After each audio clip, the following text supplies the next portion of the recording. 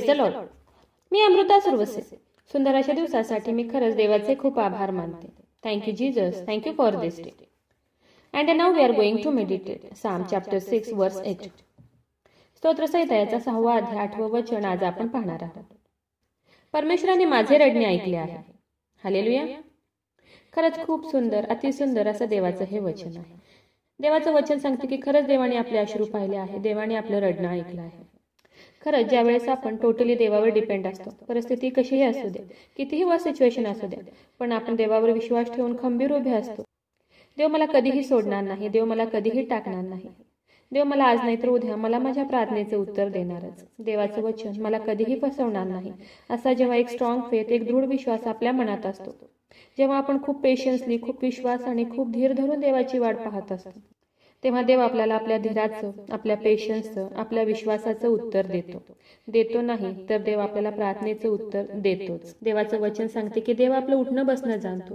तो दुरूनच आपले मनोगत समजतो. आपल्या मनात काय चाललंय काय नाही हे देव दुरूनच ओळखतो.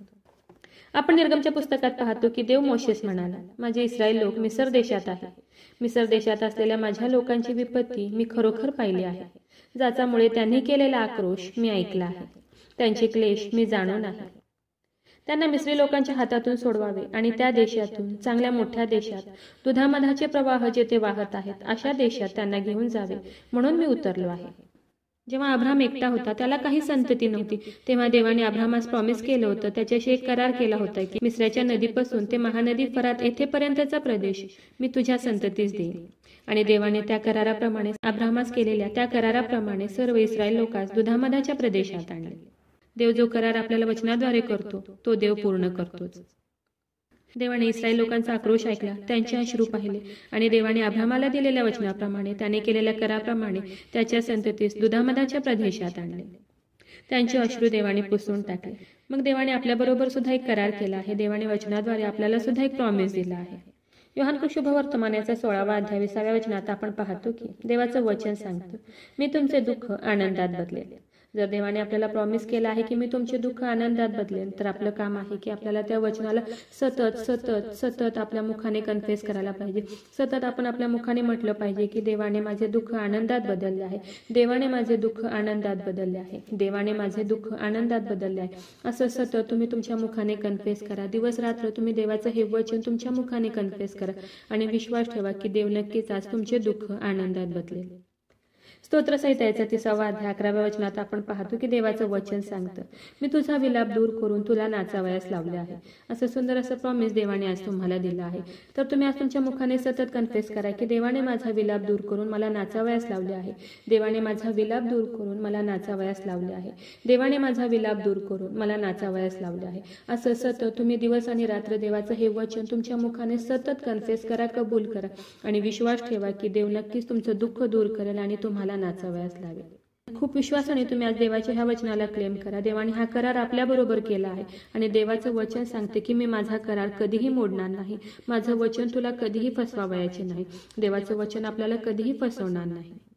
देव आपला करार कधीही मोडणार नाही. तर आता आपलं काम काय आहे, तर हे वचन घेणे, या वचनाला सतत आपल्या मुखाने कन्फेस करणे, कबूल करणे, सतत हे वचन स्वतःवर डिक्लेअर करणे, घोषित करणे, हे आपलं काम आहे. आणि ज्या वेळेस तुम्ही असे कराल तर नक्कीच हे वचन तुमच्या लाईफमध्ये कार्य करेल, वर्क करेल. जर देव इस्रायल लोकांची हाक ऐकून, त्यांचा आक्रोश ऐकून त्यांना दुधामधाच्या प्रदेशात नेऊ शकतो, तर मग देवास तुमची हाक ऐकून तुमचे अश्रू तो पुसणार नाही का? देवास तुमची हाक ऐकणार नाही का? तुमचे अश्रू तो पाहणार नाही का?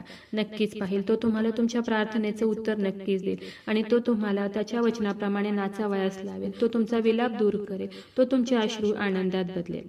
म्हणून आज खूप विश्वास आणि देवाचं हे वचन रिसीव्ह करा. सतत सतत तुमच्या मुखाने हे वचन कन्फेस करा, कबूल करा. दिवस रात्र या वचनावर मनन करा आणि विश्वास ठेवा की येत्या दिवसात देव नक्कीच तुम्हाला तुमच्या प्रार्थनेचं उत्तर देणार आहे. तो तुमचे अश्रू पुसून टाकणार आहे. तर चला देवाच्या वचनावर विश्वास ठेवूया, त्याच्या ह्या वचनाला क्लेम करूया. नक्कीच ह्या वचनाद्वारे देव तुम्हाला खूप खूप आशीर्वादित करू. खूप जणांना देवाच्या ह्या जिवंत वचनाची गरज आहे. मी प्रत्येकाला रिक्वेस्ट करत आहे की खूप जणांपर्यंत देवाचं हे जिवंत वचन शेअर करा. देव तुम्हाला खूप खूप आशीर्वादित करू. शाल वी प्रे? हालेलुया. स्तुतीस पात्र, स्तुतीस योग्य देवा, धन्यवाद देते. हात उंच करून तुझी स्तुती, तुझं गौरव करते ईश्वराजे. तुझ्या नावाला मान, महिमा, गौरव आता आणि सदा सर्व काळ असू दे ईश्वराजे. सुंदर अशा दिवसासाठी मी मनापासून तुझे आभार मानते ईश्वराजे. सुंदर असं प्रॉमिस प्रभू ईशोपा, तू आज आम्हाला दिले उपकार मानते ईश्वराजे. हो ईश्वराजे, जेवढ्याने तुझं आजचे वचन ऐकले प्रभू ईशोपा, त्या प्रत्येकाला तू आज आशीर्वादित कर प्रभू ईशोपा. तुझ्या वचनावर विश्वास ठेवण्यासाठी, तुझ्या वचनाला क्लेम करण्यासाठी, तुझं वचन स्वतः डिक्लेअर करण्यासाठी, घोषित करण्यासाठी आज प्रभू ईशोपा तू त्यांना मदत कर, सहाय्य कर प्रभू ईशोपा. आणि ज्या गोष्टीसाठी प्रभू ईशोपा ते रडत आहेत प्रभू ईशोपा, तू त्यांचं रडणं ऐक प्रभू ईशोपा. आणि इस्रायल लोकांप्रमाणे देव बाप्पा, तू देव बाप्पा त्यांना त्यांच्या प्रार्थनेचे उत्तर दे प्रभू. माझा विश्वास आहे ईश्वराजा, तू माझी प्रार्थना ऐकलेली आहे. आग्रहाची विनंती करत आहे प्रभू ईशोपा, जेवढे प्रेयर रिक्वेस्ट आले तुझ्या हातात देते. प्रत्येकाची प्रत्येक गरज नासरेत कर ईश्वर, तुझ्या नावात तू आज पूर्ण कर. आग्रहाची विनंती करत आहे प्रभू ईशोपा, जेवढे लोक आजारी आहेत, त्रासात आहेत, संकटात आहेत, हॉस्पिटलमध्ये आहेत प्रभू ईशोपा, ICU मध्ये आहेत, व्हेंटिलेटरवर आहेत प्रभू ईशोपा. हो ईश्वराजा, ज्यांची सर्जरी झाली आहे प्रभू ईशोपा, जे कोमात आहेत प्रभू ईशोपा, ज्यांचे रिपोर्ट्स येणार आहेत प्रभू ईशोपा, ज्यांना डॉक्टरांनी देव बाप्पा सर्जरी सांगितली आहे प्रभू ईशोपा, जे त्रासात आहेत प्रभू ईशोपा, त्या प्रत्येकासाठी आग्रहाची विनंती करत आहे. तुझं स्वर्गीय सामर्थ्य ईश्वराजा तू त्या ठिकाणी पाठवून दे देव बाप्पा, आणि त्यांचा बिछाना पालटून टाक प्रभू ईशोपा. आणि देव बाप्पा तू त्यांना स्पर्श कर आणि बरं कर प्रभू ईशोपा. माझा विश्वास आहे ईश्वराजा, तू माझी प्रार्थना ऐकलेली.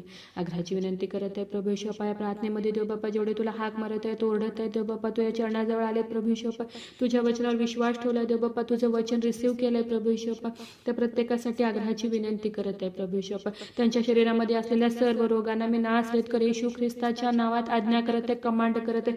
सर्व व्याधी, सर्व रोग, सर्व आजार ह्या क्षणी शरीराला सोडून निघून जाऊ दे.